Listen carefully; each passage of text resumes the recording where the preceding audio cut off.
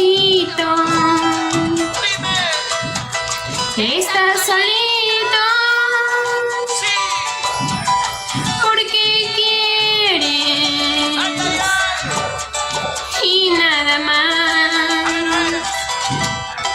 Corazoncito,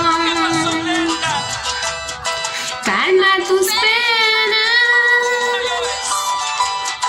y tu tristeza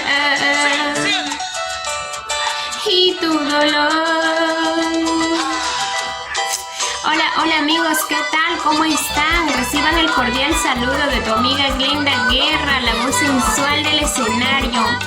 Pues en esta oportunidad vengo a hacerles llegar una invitación para este martes 24 de agosto a una bonita entrevista con nuestro amigo Genaro Huaraca de Producciones Crea Gen. Muchas gracias.